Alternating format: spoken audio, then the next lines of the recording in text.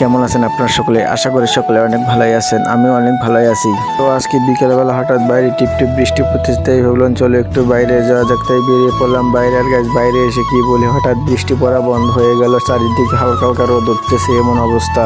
তারপর চলে আসলাম এদিকে আমাদের পুলের পাড়ে। এখানে দেশে দেখি এক দাদা এবং কয়েকটা ভাস্তা মিলে মাছ মারতেছে। আর গাছ আমি এখানে দাঁড়িয়ে দাঁড়িয়ে তাদের মাছ ধরা দেখতেছি। আর গাছ আমার ফেসবুক পেজের কথা কি আর বলি তোমাদের, তোমরা তো কিছুই বোঝো না, লাইক কমেন্ট শেয়ার কপলিং কিছুই করো না। পেজটা খুলে আমি মহাবিপদে পড়ছি, এখন কি করি বুঝতে পারতেছি না। তারপর হেঁটে হেঁটে যাচ্ছে বাড়িতে। আর গাছ বাড়িতে এসে কিছুক্ষণ সময় বসেছিলাম, বসে থাকার পর মা বলতেছে একটু বাইরে যে আমাদের জমিগুলো দেখে আয়। তারপর চলে আসলাম গাছ আমাদের জমিটার। জমির কি অবস্থা গাছ দেখো, একবার একদিকে ধান নেই। তারপর চলে যাচ্ছে বাড়িতে। আর গাছ বাড়িতে এসে একটা কাজ মনে পড়ছিল, তাই চলে আসলাম এক বৌদির বাসায়। গাছ এখানে থেকে কলমু শাক নিতে হবে, খরগোশের বাচ্চার খাবার নেই। কিন্তু গাছ ভাগ্য খারাপ, তাদের বাসায় কলমু শাক নেই, তাই চলে আসলাম বাড়িতে। আর গাছ বাড়িতে এসে দেখি খুব চিল্লাচিল্লি, পরে দেখি এখানে কচু শুকনো নিয়ে একটু চিল্লাচিল্লি হচ্ছে। তাদের চিল্লাচিল্লি দেখা শেষ করে চলে আসলাম বাড়িতে। তো এই ছিল আজকের বিকেলের ব্লগ। সকলে ভালো থেকো, টাটা।